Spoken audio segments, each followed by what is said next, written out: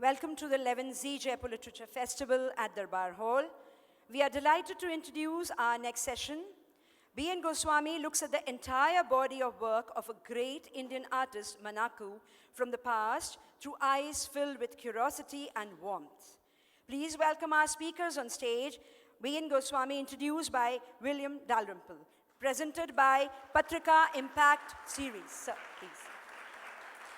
William is one of the founders and co-directors of the ZEE Jaipur Literature Festival. He has to his credit a number of books, the most recent being Return of a King, an Indian Army in Afghanistan. He has won the Thomas Cook Travel Book Award, the Sunday Times Young British Writer of the Year Award, to name just a few. Over to you, William, sir. Once upon a time, in the north, trickled down from colonialism, Indian painters and artists didn't have names.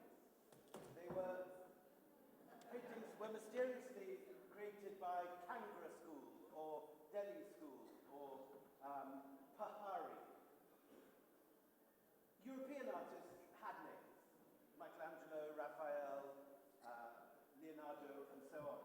And over the course of the 20th century, people like Bernard Berenson, researching in ducal libraries, producing receipts from dukes of Milan and so on, managed to widen the names of European artists from a small number recorded by Vasari in the 16th century, 17th century, to the situation when today you go to an Italian gallery in Siena or San Gimignano. Almost every artist has a life.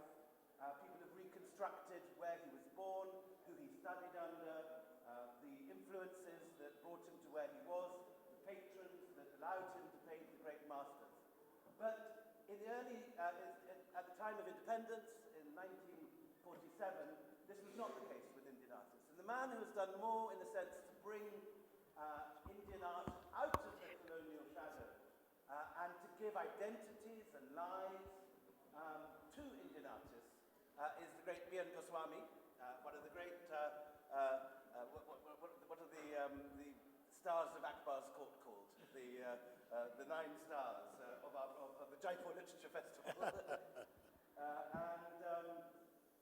B.N.G. over the years been working away with extraordinarily little material to try and bring Indian artists to life, to recreate their family networks, where they were trained, who they worked for, the decisions they made to move from one patron to another. As a very young man, he started his career as the kind of Hercule Poirot of Indian art by going to see the Pandas of Haridwar, because he knew that the great painter Nainsukh, I don't think we need it. Can anyone hear? The great painter Nainsukh had taken the ashes of his patron, Balwant Singh, to Hardwar, and he knew the date that this happened. And he had this brainwave one night of following, imagining which village he must have gone to which family of Pandas. For those of you who don't know, in Hardwar, every family has their own Panda, every village has its own Panda, and when you go to make the pilgrimage, your name is recorded in a book which goes right back until the 15th century, 14th century, and these records survive. And so with this brilliant brainwave, B.N.G. went and asked the Pandas if they had the book. The actual book turned out to be under litigation and was not available because some family disputed. People were actually using this in lawsuits for current property. But that night, the Panda's son brought it to him secretly in his hostel, and he flicked through the pages. And there, sitting there, was not just the name of Nainsukh, but a painting of the Ganga coming down into Shiva's matted locks by the unmistakable hand of the master, that had been sitting there unknown and unrecognized for 200 years. Nearly 300 years. And later, using the information that this provided, B.N.G. managed to find another sketch that managed to create the wider family network of Nainsukh's sons, grandsons, and the whole amazing family network that created some of the greatest Bahari His book, Nainsukh, is widely recognized as one of the great classics of modern Indian art history, produced 15 years ago, 20 years ago? 25 years. 25 years ago. And this year, in another landmark moment for Indian art history, he produced a companion volume on Nainsukh's elder brother, Manaku, about whom even less was known. But this book now, after 25 years of research, is about 300 pages thick. And an entire artist has been brought back from obscurity. Even his name was recently in doubt, as recently as 10 or 15 years ago. Anyway, I present to you not the, I don't know whether the Miss Marple or the Hercule Poirot of Indian art.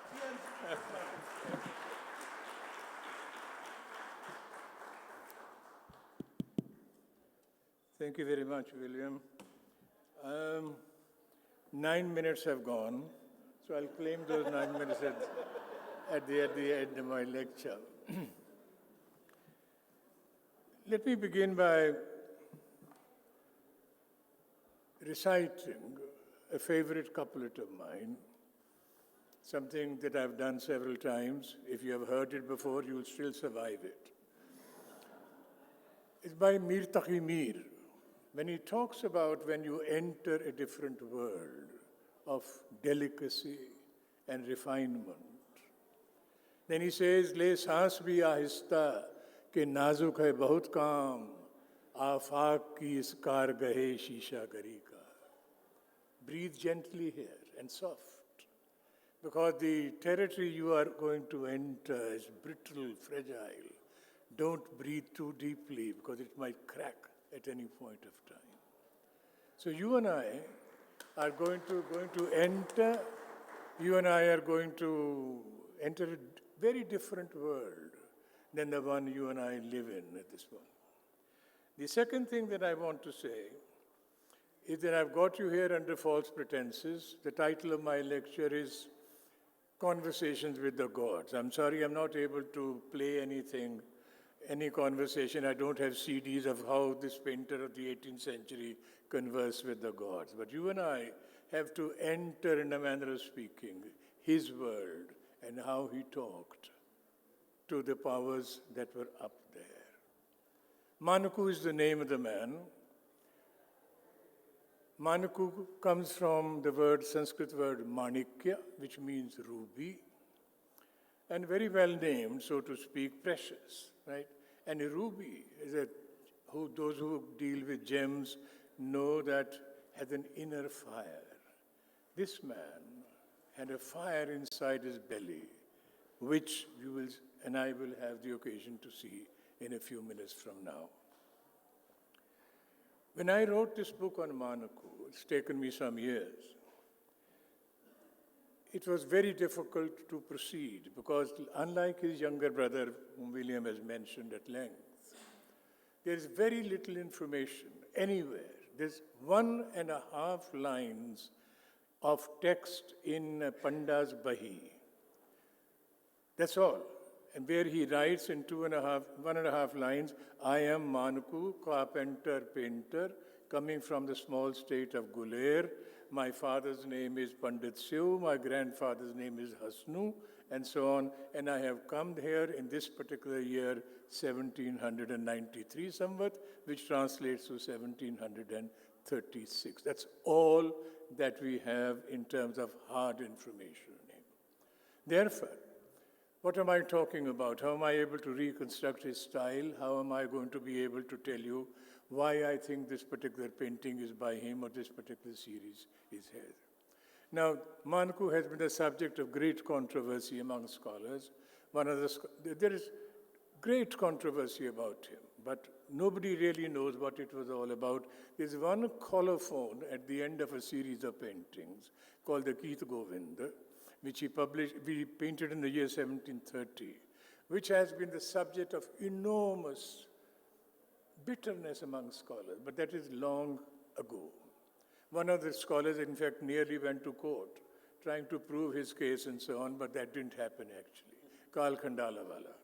Anyway, so what I'm presenting to you now is something which can be a figment of my imagination. My imagination is fairly vivid. But whatever.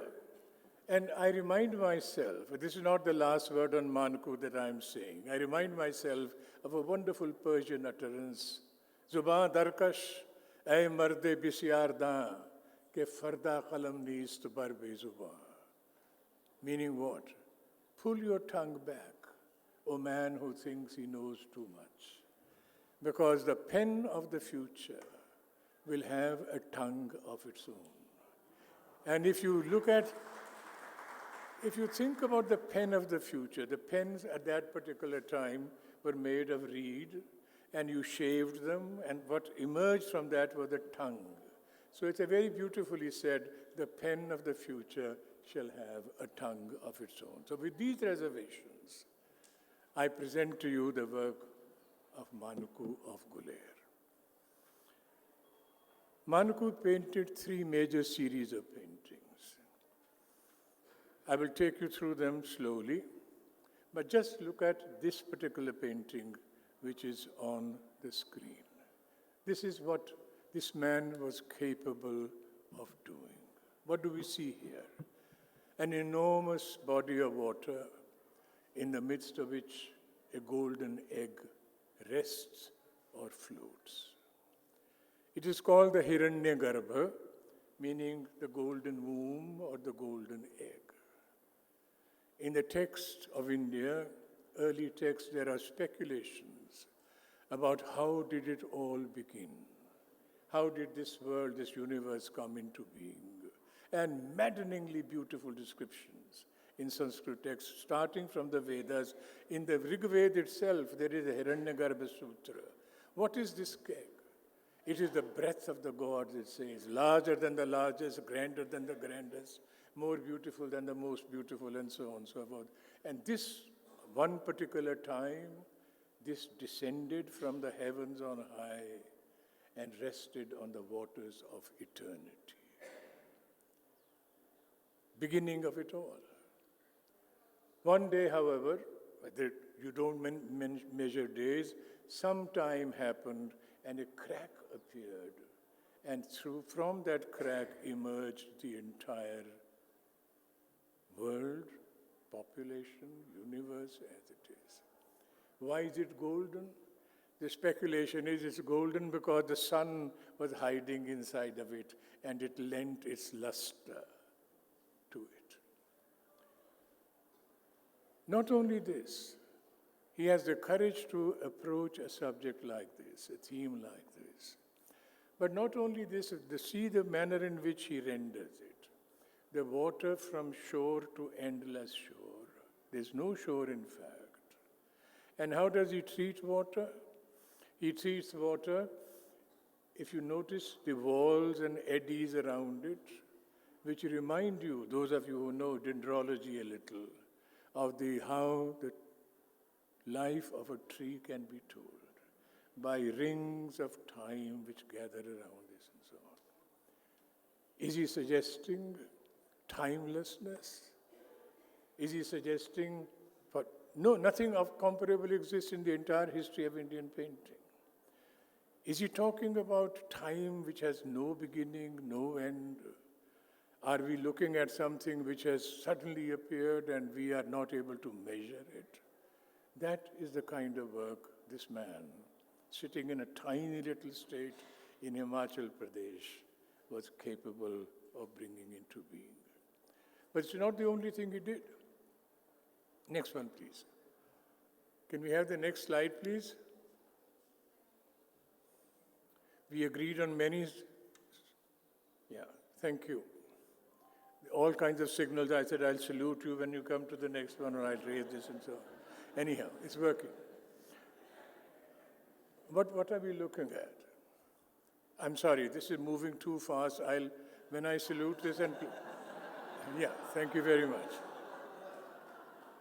Thank you. Please, I'll be very careful at doing this. What are we looking at? There's a text called the Geet Govind by the great poet Jayadeva, 12th century, in which the loves of Radha and Krishna are gone into in great detail, extraordinary detail. Krishna, who is the greatest of the gods, so to speak, in one particular manner of thinking, is a hapless lover in that particular text.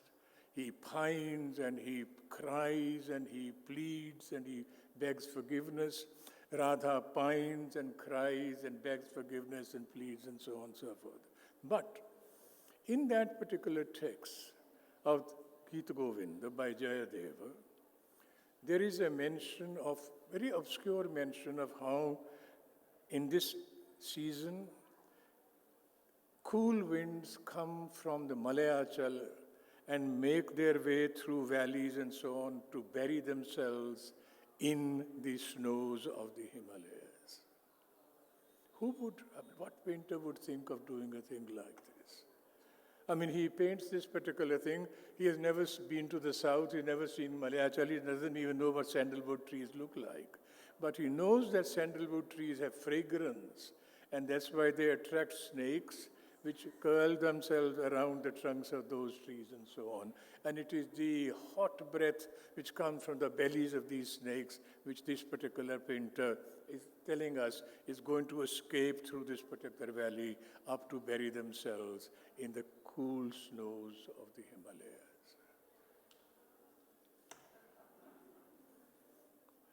At the same time, he paints an image like this. What are we looking at? The cloud of unknowing in which you and I cast about. It's a different matter that in my friend Karl Khandalawala, whom I mentioned a moment ago, we used to look at this painting together and say, we find art historians here, and this is so-and-so. He says, no, that is so-and-so, like this and so. Anyway, but imagine this. Imagine this extraordinary image he creates. Complete, absolutely total unknowing, in the midst of which, as I said, you and I cast about. Powers of darkness, in which we can see some things, but not everything with clarity.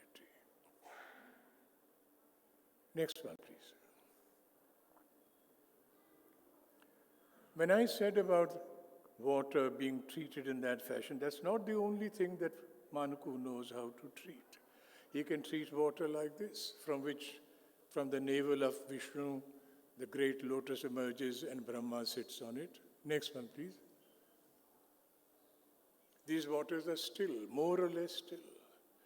There is no suggestion of timelessness in these particular waters. Next one, please. Or, this is a detail from a different painting. Once again, there is some suggestion of waves and so on, but not all that much and so on.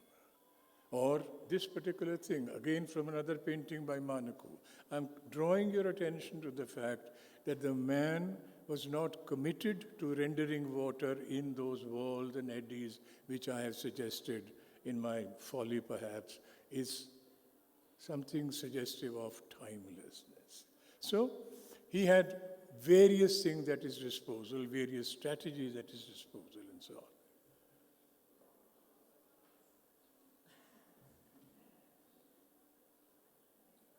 You can see the difference. You can see what I'm talking about. There is thought behind this. There is rumination, the inward turning, trying to interpret whatever was happening in the text, and he's trying to create a visual parallel to those texts. Next one, please. This is Manaku. It's a tiny little portrait of his which has survived, probably done by Nainsukh, his younger brother. And you can see it's a noble face, aquiline nose, clear look. Next one, please.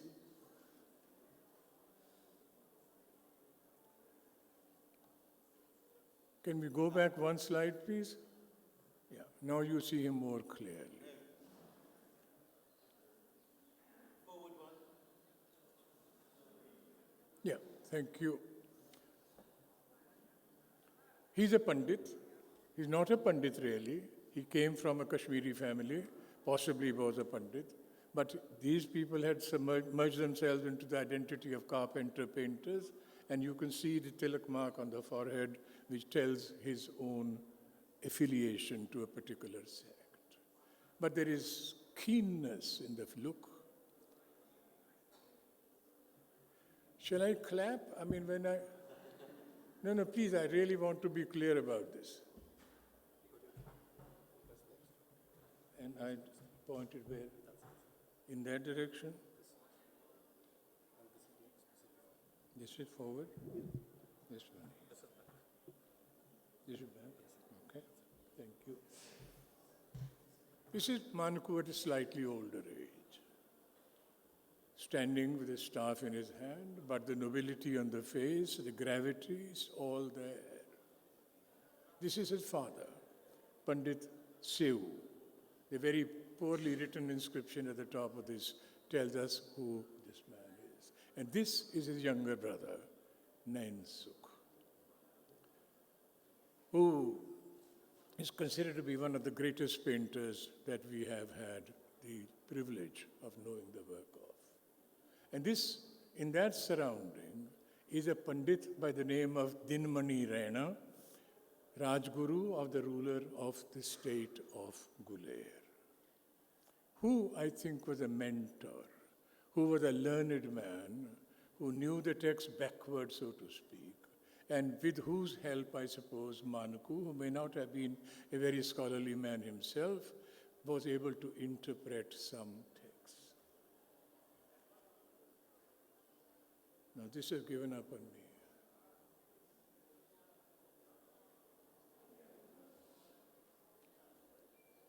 This is the only inscription, the only hard bit of evidence in the hand of Manaku himself, the one at the very top.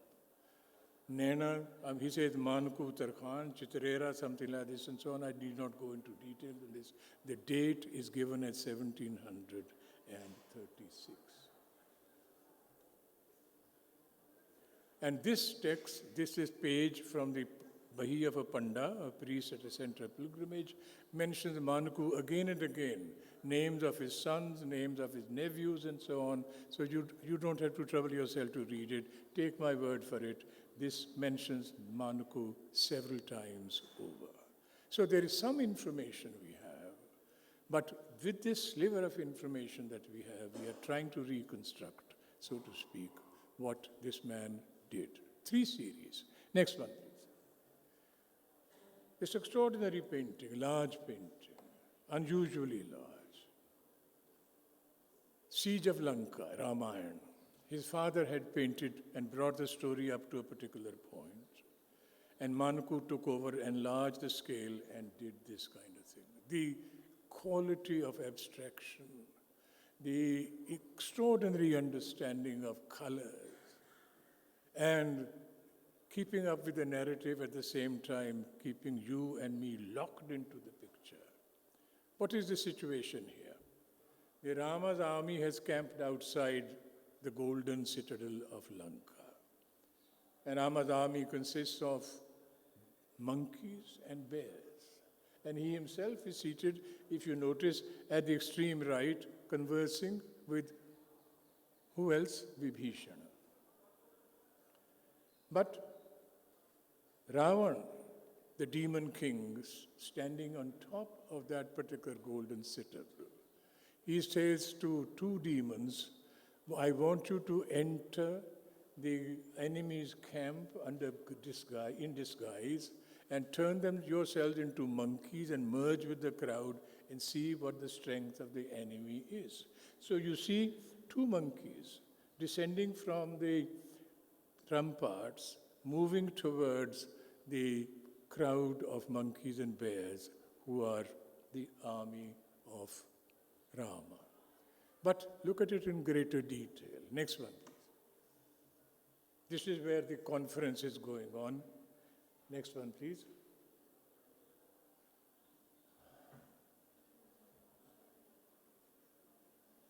Next slide, please. Can we go back? I'm sorry. Can we go back one more slide? Thank you. Now, those 2 monkeys are demons in disguise. But notice the reactions of the army of Rama they are able to see that these are alien, they're not ours. And so with very quizzical sort of turns of the neck and so on, each one of them is looking back to see what is happening. Who are these people? We don't know that they belong to us. Now this continuity from one thing to the second to the third and so on is very, very typical of Pahari painting, and certainly Manaku availed himself of this. Next one, please. Now we look at some demons emerging from the castle. And I'm sorry, this is not functioning, and I would appreciate if you would kindly look at me. Can you take charge? Shall we agree on a different gesture altogether? Clap. Now you recognize these demons and keep them in your head, because they were the ones who were casting about on the cloud of unknowing also. They have similar horn things, and there are some rings around their knees and so on, and fangs protruding from the mouth. You'll see them again. This series, however, he is not able to complete. He leaves it there, and then drawings take over, and I take you to the next one. Next, here. Ceaselessly, relentlessly, the son of Ravana, Indrajit by name, throws down on the battlefield a rain of arrows. And the arrows are killing these armies of Rama again and again and again. But just look at the quality of the drawing, the energy in the bodies and so on, the stances of the animals and so on. And see closely, towards the very top, Rama says to 10 of his monkeys, go up there, go behind these clouds, and see where Indrajit is hiding. Next one, please. But some wonderful detail, the humanity of it. The arrows are falling in the form of a rain, and in the center of the lower, at the very bottom, some friendship seems to have developed between a monkey and a bear. And one monkey is laying himself flat on the back of the bear to save him from an arrow hitting him. This kind of detail, you and I have to be sensitized to. This kind of detail, hardly any other painter had either the patience or the imagination to enter into. Next one, please. At one particular point, you can see Ram and Lakshman are absolutely wounded, not only wounded, but surrounded by, tied down by the arrows that are being sent from heavens on high, and they lie there helplessly. Next one, please. And you see this wonderful detail, a bed of arrows. And in this particular case, the arrows are beginning to turn into snakes. And the great hero, Rama, is going to be bound by these snakes till the divine bird, Garuda, would arrive on the scene. Next one, please. Lakshman, his brother. Next one, please. So this series of drawings continues. I'm doing great disservice to these drawings by passing them one over the other very, very quickly, but you really have to hold this in your hand and see how each individual animal and the reactions of these particular animals and so on, Manaku is able to capture. Next one, please. And then the next series, the Geet Govind, love of Radha and Krishna. Things are quieter here. There are no battles to be fought except in the mind. And the lovers lock themselves in each other's gazes, sit by the bank of the river Yamuna. Time seems to not exist. This ability of Manaku to do this is quite extraordinary. To make us a participant in the drama of love, which the great poet Jayadev had written. 700 years after he wrote this, is this text being interpreted by a painter in a remote little village in Himachal. Next one, please. Sometimes Krishna becomes Vishnu, and the poet Jayadev is bowing, paying homage to his great deity. Next one, please. And this series goes on, 151 paintings in this series. There are, as I said, there is distance and closeness and entreaties and forgiveness. And each time, if you see, Manaku takes a painterly decision. How do I paint the background? Next one, please. The background can be grayish, can be blue, can be red, can be orange, can be yellow. Why does he do that? These are painterly decisions that he's taking. First, the opening verse of this particular text says, Nanda, the foster father of Krishna, says to young Radha, this boy is going to get very afraid, thunderstorm is brewing, take him home. What happens on the way home is another matter. But the love of the two begins to unfold, as the poet says, and we see a great deal of that. Next one, please.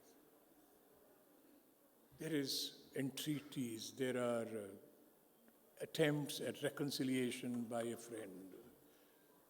And keep noticing, watching, how the river Yamuna appears in every single folio, because it is on the banks of the Yamuna that this great drama would unfold. Is treated slightly differently one from the other, but some atmospheric effect is also there in this particular painting. Next one, please. And Krishna, the Sakhi, the friend of Radha, says, don't trust him. He's a wayward character. He's something really faithless to you. And I have seen with my own eyes, the Sakhi reports to Radha, that there are so many women surrounding him. Some cannot take their eyes off him, others are clinging to him, and so on and so forth. And this is being envisioned, not visualized, envisioned by the painter. Next one, please. This goes on. Did Manaku paint the background first? Or did he fill it up after the figures were there? You and I have to make up our minds. This flat, absolutely flat, challenging kind of a field of color that he creates is something paying a lot of attention, worth paying a lot of attention to. Next one, please. These girls, Radha, the Sakhi, the friend of Radha, says, don't trust him. And these girls can ask him to sing, and he begins to dance, right? So he's a loose character, she says. Yeah, that's what she says. And Krishna is dancing, of course. Jako ahir ki chokriyan chachiya par naach mein naachna chahe. I mean, the greatest of the gods wait to catch his eye, and these girls, who say, we'll give you this particular, a little bit of milk, a little bit of yogurt and so on, show us how you can dance. This man is dancing. Next one, please. This is me. Krishna is referred to by different names in the text. One of the names which occurs again and again is Madhava. Madhava comes from Madhu. Madhu means sweet, honey. And why are these little insects hovering around his head? You and I can make a guess. Madhava. And these eyes of Krishna whispering into his ear, so to speak, so large, so beautifully done. Next one, please. But he also falls upon the thorns of life and he bleeds. When he hears that she is not going to be reconciled to me, then this is his state. Krishna is a helpless lover. Next one, please. So the greatest of the gods, in one particular way of thinking, is here reduced to a mere sorrowing mortal. Next one, please. This drama goes on for more than 100 verses. Next, Lalita Lavanga Lata Parishil, that kind of thing, and so on, the rhythm of it. and the rhythms of the poetry are immediately captured by Manaku in his own fashion. Next one, please. Come, she says, leave your noisy anklets behind and go and enter the grove of passion, the Sakhi says. And Radha is resistant.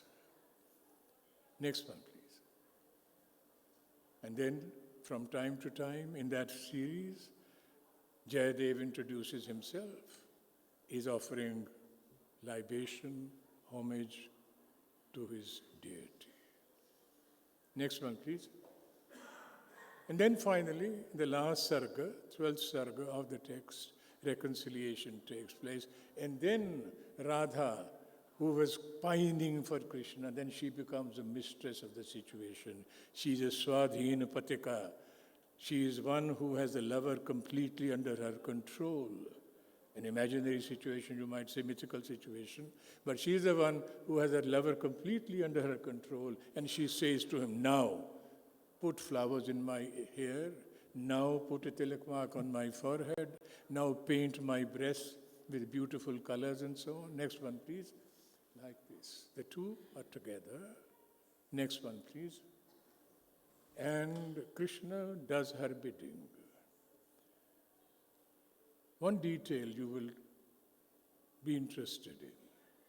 She's bare-breasted, of course, and he's painting floral patterns on her breasts. But what is the hand in which he's holding his brush? His left hand. She's holding a little cup in which the musk paint is, and he's doing it with his left hand. My guess is Manaku was left-handed.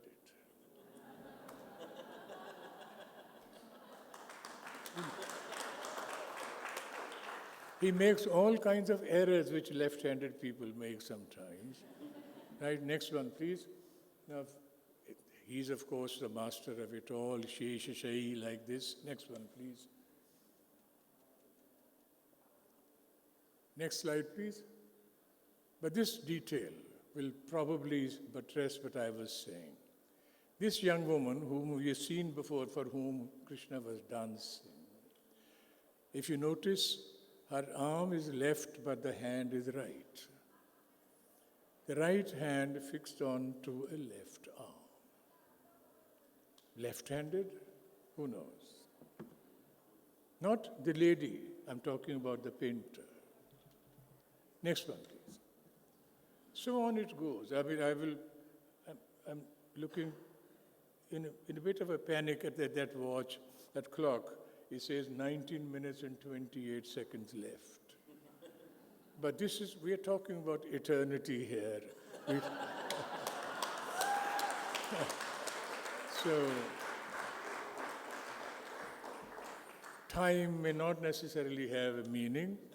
Anyway, what I'm sharing with you here is that Manaku was multi-talented.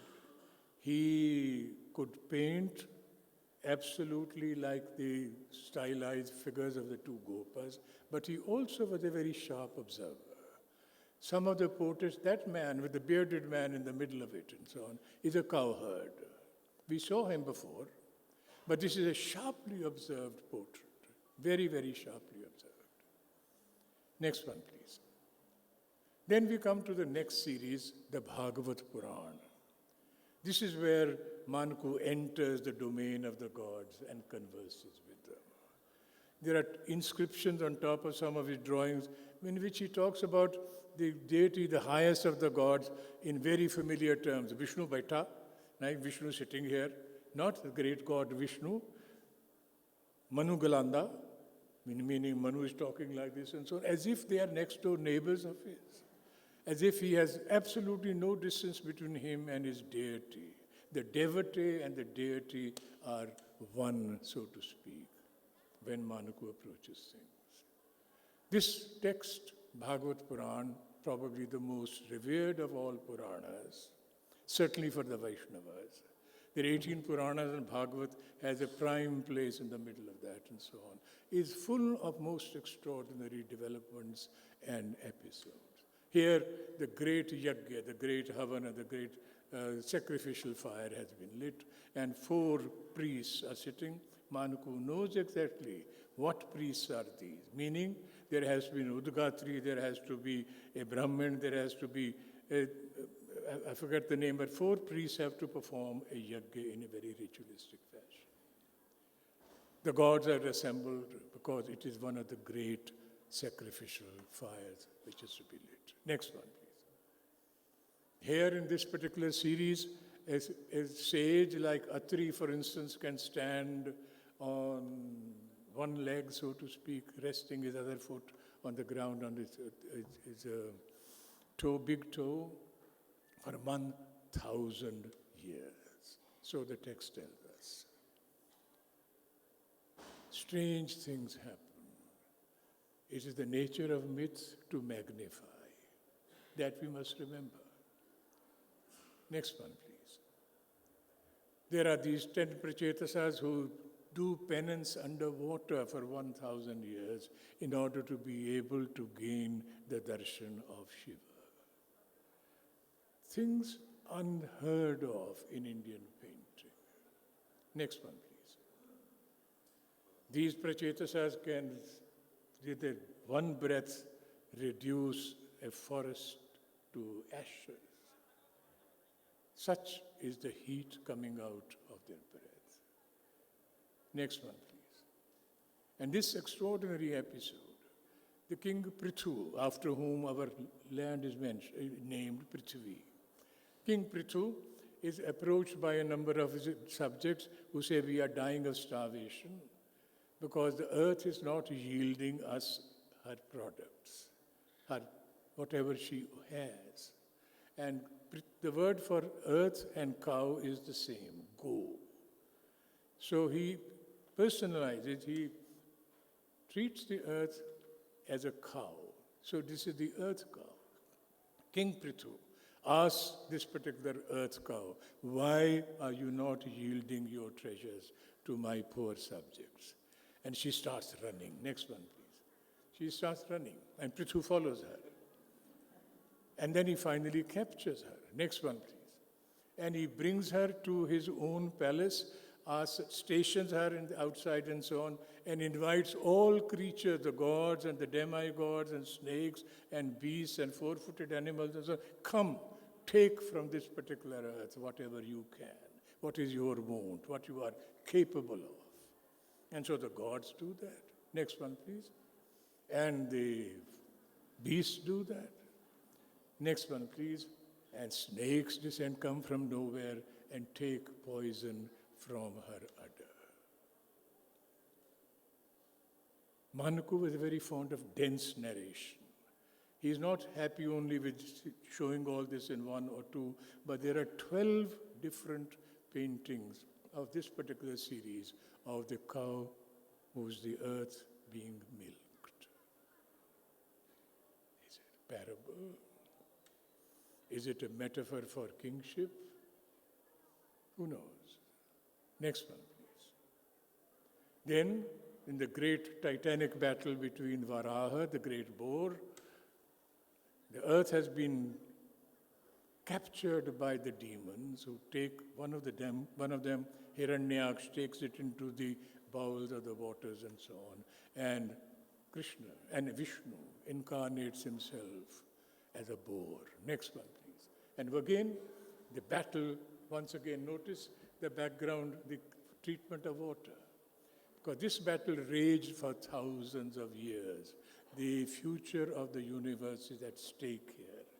And so Hiranyaksh attacks, the great boar defends, the great boar attacks, and Hiranyaksh defends, goes on in folio after folio after folio. Next one, please. At one particular point, there's an illusion, a maya created by the demon Hiranyaksh, and flesh and weapons, destructive weapons keep falling from the sky downwards. All creatures flee in terror. Demons, bhutas, sages, but Vishnu, as the great Varaha, stands steadfast in the midst of all that. With that beady eye, he looks at everything. He's not at all deterred by this particular demon. And then he continues to fight. Next one, please. Like this.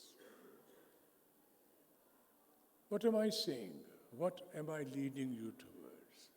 This man had imagination of the most extraordinary kind, the most vivid imagination. And it is as if he's seeing things with his own eyes. The sense of conviction in these folios is beyond belief as far as I'm concerned. Next one, please. Dhruva, who becomes the pole star eventually and so on because he's a devotee of Vishnu. And he crosses the great winds, goes to a particular place up in the heavens to see. Just notice the treatment of wind in this particular case. Next one, please. And then eventually he merges himself with Vishnu, becomes the pole star. And if you notice toward the top right of the painting are 2 feet. Vishnu's feet, Vishnu Pada. It is the domain of Vishnu, which he has finally reached. Next one, please. I'm looking. At one particular point,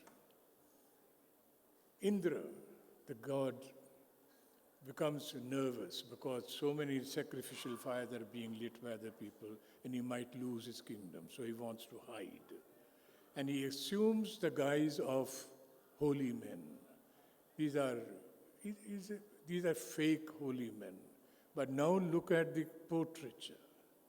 This is not the idealized portraiture that we talked about and so on, but 7 figures, and each one of them Manaku must have modeled after some of these charlatans going around in his village and so on. Look at them in with care. 1 second. Next one, please. Like this. And you can find them today. I mean, maybe in positions of power, who knows? Next one, please. Like this. Sharply observed, very, very sharply observed. Individuated. He has entered the soul of these particular people. Next one, please. Like this. Next one, please. Now, these are portraits without compare in the whole work of Manaku. Next one, please. Aghori. 7 of them, each one individually studied and rendered, not with sympathy, but with sarcasm. Next one, please. So he's capable of doing all these kinds of things. I will not take too long over this, but there are types, but he individuates them. Next one, please, like this. Now, if you are not in sympathy with the world of the gods, then you will not be able to enjoy this kind of work or get into it. But he has the ability, Manaku does, to make you sympathize and enter this particular world in his own fashion. Next one, please. The Vishnu Dharmotar Puran, 6th century, says a man who is an artist who is able to render smoke in this particular fashion is among the greatest of the painters. This is the sacrificial fire, smoke. As we know, I'm sure you know, that in our tradition, fire has 7 tongues, right? Swaha, Swadha, Spulingini, Pradipta, Prajolita, and so on and so forth, like this.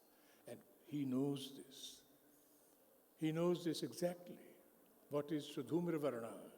So it is the Varna, it is the color of smoke when at a particular stage fire does. Next one, please. So, as I said, next one, please. Now, those demons who were in the cloud of unknowing seem suddenly to have found their way, and they are pursuing none else than Brahma, the creator. Because that is their want. Next one, please. And they can also fall in love with the goddess of dawn, who escapes them approaches Brahma, Brahma approaches Vishnu, save me from these creatures that you have created. Next one, please. Then drawings take over. Manaku may have painted 1,000 folios of the Bhagavad Puran. 1,000, maybe more. A few have survived. Incidentally, 105 paintings of Manaku, Pahadi paintings, are in a collection in this particular state in Jodhpur. 105 in pristine condition, but you and I have to really approach the highest authorities to be able to get a particular chit, to be able to see them. They're lying there in gatthas of khaddar, right, tied them. And when I went there, I was asked, accession number bataiye. How do I know the accession number of that particular series? Luckily, I did remember it. 1527, I said, this is the gatha, here it is. Gatha means a kind of a pile, but you're not allowed to see it. What am I supposed to do? I had finally to call up somebody in Delhi, who had to call up somebody else in Delhi, and so on and so forth. Finally, the keys were found, or the thing was opened and so on. But the reason why I'm mentioning this is here, that here is a treasure, 105 absolutely untouched paintings in pristine condition, lying in the storehouse of the Rajasthan Oriental Research Institute in Jodhpur. Next one, please. Next one, please. The drawings continue. And there's an underdrawing, as you can see. As you can see behind the fire, there are two heads of lions, which do not finally emerge. Next one, please. Like this. They do not make it. He must have been wondering what to do. He must have changed his mind. Next one, please. And continuous narration, as you can see, Krishna killing Dantavakra, who tries to escape the great discus that Krishna throws at him and so on. Next one, please. Like this. Astonishing drawings. My guess is he may not have taken more than 3 minutes to do a drawing like this, because I've seen painters do this. They just do not even lift the brush from a sheet, and like this, the hand moves and so on. They have it all up in their heads. Next one, please. Durvasa appeals to Vishnu to save him from the chakra which is following him up there. Next one, please. And look at this sage. The quality of drawing comes through. Next one, please. Like this. Fear, trepidation, pleading look in the eyes, save me from this. Next one, please. This can go on, for a very long time. Next one, please. Let's hasten. Gajendra Moksha, the great elephant, has been caught hold of by a graha, and through the intercession of Vishnu, the kripa of Vishnu, the graciousness of Vishnu, he saves himself and emerges, and one leg raised in homage, 1 foot raised to Vishnu. Next one, please. And then can you believe this? He is actually a Vidyadhara who was cursed to be born as an elephant. And because of the grace of Vishnu, he says, you will be restored to your original form, and now life is ebbing out of that particular elephant. The breath of life, prana, is leaving it. Who could think of this? Next one, please. So, next. Towards the end of his life, possibly, Manaku may have felt, my style is not working. Now, there are not too many takers, not too many people enter to converse with the gods and follow me in that particular domain. So he switches, I think, to the style in which his younger brother was painting. Next one, please. Like this. He's capable of moving in this direction and that. Next one, please. This is Nainsukh, his younger brother, whose style he had the ability to copy, but probably time forced him to do that. Next one, please. We come back to the Hiranyaka.